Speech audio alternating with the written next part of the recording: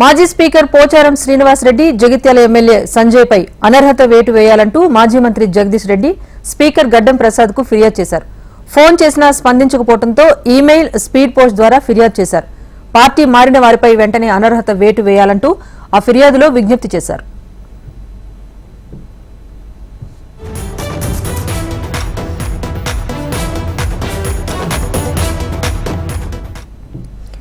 మాజీ speaker Pocharam Srinivas Reddy Jagtial MLA Sanjay పై అనర్హత వేటు వేయాలంటూ మాజీ మంత్రి జగదీష్ రెడ్డి స్పీకర్ గడ్డం ప్రసాద్ కు ఫిర్యాదు చేశారు.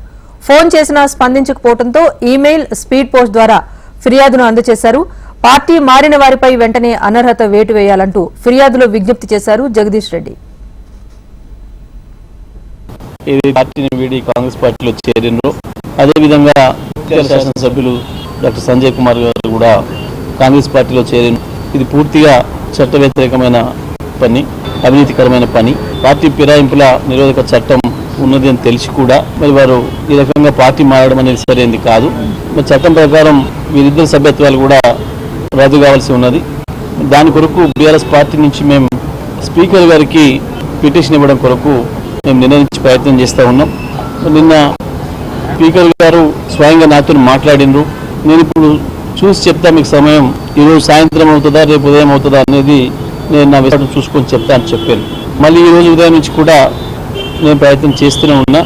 మరి ఇంతకుముందు ఒక గంటన్నర క్రితం వారు ఓఎస్డీ గారు మాత్రం దొరికింది. నాకు దొరికి సార్ వికారాబాద్కి వచ్చింది, ఇక్కడ ఏదో కార్యక్రమాల్లో పాల్గొంటున్నారు అని మాకు చెప్పింది.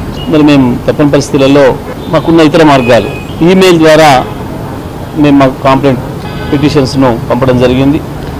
అదేవిధంగా స్పీడ్ పోస్ట్ ద్వారా కూడా పంపించడం జరిగింది. రెండు మార్గాల ద్వారా స్పీకర్ గారి ఈమెయిల్కి పంపించడం జరిగింది. వీరిద్దరిపైన 2 పిటిషన్లు, వారి అడ్రస్కి స్పీడ్ పోస్ట్ ద్వారా కూడా పంపించడం జరిగింది.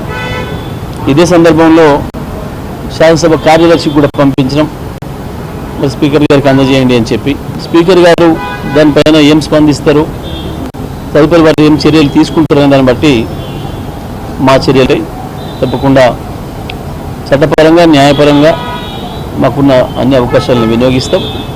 వారు ఇద్దరు కూడా వారి సభ్యత్వాలు, శాసనసభ సభ్యత్వాలు రద్దు చేయించడానికి మేము అన్ని రకాల ప్రయత్నం చేస్తాం, చేయించి తీరుతాం.